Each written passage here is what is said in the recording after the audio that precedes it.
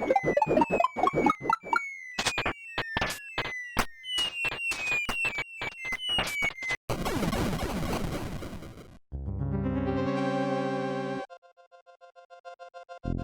have finally reached the moment in the Moro arc in the Dragon Ball Super Manga where it completely falls apart.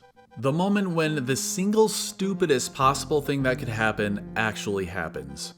During the course of this arc, Moro has been an exceedingly dangerous and cunning foe, always having another trick up his sleeve, very dangerous magic that they don't even know the extent of. He's an extremely ancient being well over 10 million years old, and for those 10 million years has been harboring hateful feelings toward the Grand Supreme Kai, the Galactic Patrol, going all the way to Namek to get the Dragon Balls and committing genocide, just slaughtering those people, and then for months afterwards slaughtering who knows how many other civilizations just so that he can eat more energy. And on top of that, multiple times our heroes were forced to retreat, unable to beat him because he brought them close to death's door, and they had to go train for months specifically just to beat this guy. Now finally, that all comes to a head in chapter 64 as Goku masters Ultra Instinct thanks to Maris' sacrifice and the triggering of Goku's emotions, and it all paid off. Goku pummeled the shit out of Moro, defeating him by the end of chapter 64, finally able to enact the will of the Galactic Patrol and Maris saving the universe from Moro. But nope, let's give Moro a Senzu bean.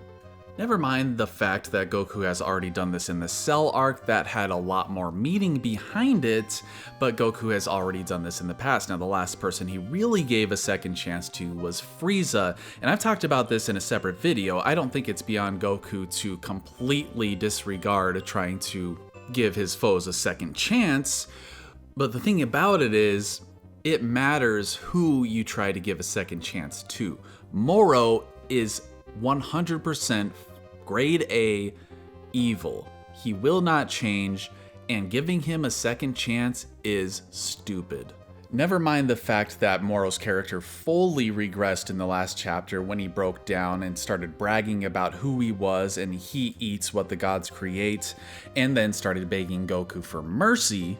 Goku actually gives it to him, and shits all over Maris' sacrifice, his friend, and the struggles that the Earthlings had with Moro's army. Because although Maris admired Goku for redeeming former villains who are now on the good side, i.e. Piccolo and Vegeta, he doesn't want Moro to live. Moro is threatening the universe that Maris grew to love, and the only reason the Galactic Patrol didn't kill him 10 million years ago is because they literally didn't have the ability to do so. That is, until now with Goku and Vegeta. But we have one more person that could have just destroyed him all along, and that is Maris. Maris could have destroyed Moro the whole time, but instead he's just gonna go after his copy orbs to give the Earthlings a fighting chance, and so that we can have some more contrived nonsense so that Moro doesn't copy Goku's abilities and achieve Ultra Instinct himself. But after all this, we're gonna have Goku give him a Senzu bean? He is defeated. He is 100% defeated. If you're going to try to redeem him, you do not need to give him a Senzu bean. He can be low energy, cuff him up, take him to the Galactic Prison again. Sure, he's just gonna break out of prison anyway, but giving him a Senzu, he's immediately back to full power instead of taking some time to recover.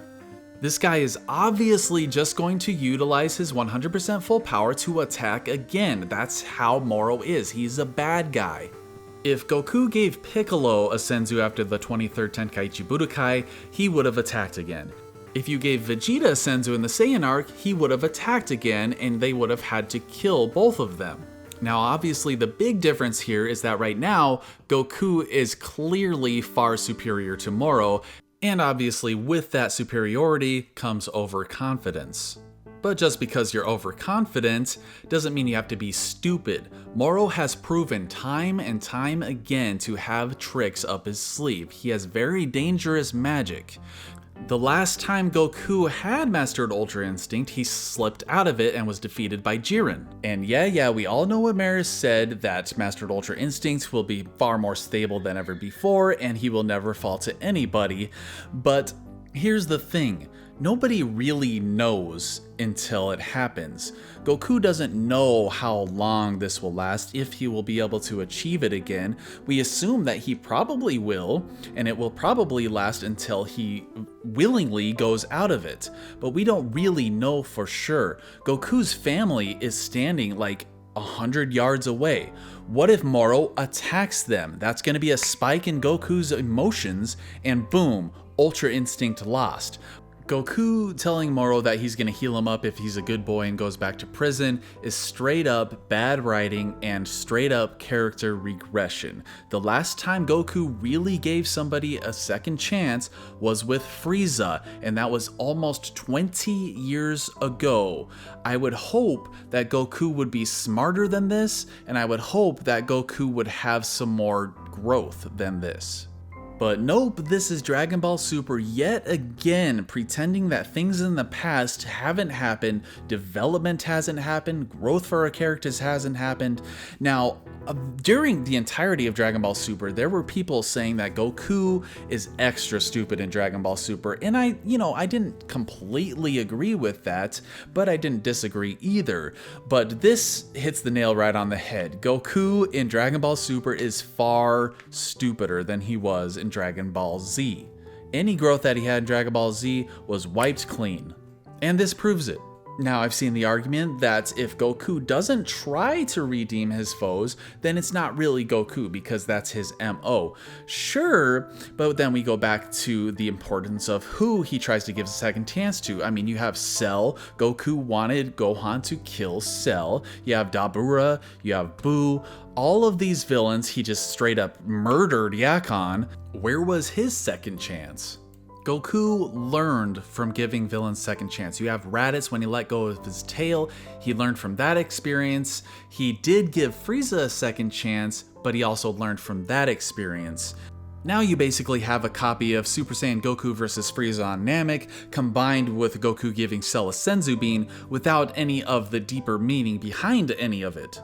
The only real meaning you can really draw from it is that Goku is friends with Maris, and Maris wants to stop Moro. Which brings me to the god-awful writing. Now, all the defenders of this are saying, wait till the whole chapter comes out. We don't know what's gonna happen next. It could be not so bad, but it is bad, as I have just outlined in this video. So the twist could make it slightly less bad, but it's still bad. Like, everything I said isn't going to be negated by what happens next, whatever twist is going to happen on page 9. If Goku just ends up killing Moro here anyway, the Senzu stuff is entirely pointless. And I already outlined how pointless it was in terms of Goku trying to give Moro a second chance. Entirely pointless there, entirely pointless if Goku just kills him here. This is bad writing. You don't have a villain get a second chance because a good guy does something stupid. Moro has been an extremely intelligent and calculating foe, and for him just to get a second chance because Goku is stupid is lazy writing. And it's like Toyotaro couldn't think of any ways for Moro to be intelligent and have a strategy here, so he once again falls back on old tropes from Dragon Ball Z, and this time decided to take the arguably the worst parts of the Cell arc, being Krillin destroying the remote control device and Vegeta letting Cell become perfect Cell and absorb Android 18. So wouldn't it be nice if our heroes learned from their mistakes in the past? But nope, we just need to rehash ideas from Dragon Ball Z. So to all those who are going to say, what did you expect? It's Goku, he does this kind of stuff. This, unfortunately, because of Dragon Ball Super's poor writing, is what we would expect. It is somewhat predictable, but it's taken to the extreme with the Senzu Bean, and I would hope that it would have some better writing at some point, some better characterization, character growth, not character regression like this. But now, because Goku gives Moro a Senzu Bean, putting him back at full power and putting all of his family and friends and Earth at risk, it's extremely difficult imagining anything making up for that or being satisfying from this point onwards, because what a lot of people were hoping was that Vegeta would get the win on Moro, and if he does now, it's going to be because of Goku. Still more satisfying than Goku just obliterating him here and now, but bittersweet nonetheless. So with all that being said, we will see what happens next in the leaks and or when the chapter is released.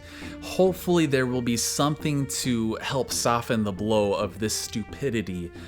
But to be honest, when I heard and saw that Goku gives Moro Senzu Bean, I just went, oh.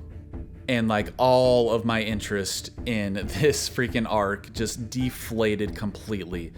So I really hope it's a good chapter despite that. It won't be, but hopefully everything else is great about it. So what do you guys think about Goku and the infamous fucking Senzu Bean? Drop your thought waves down in the comments below. As always, thank you very much for watching and take it easy.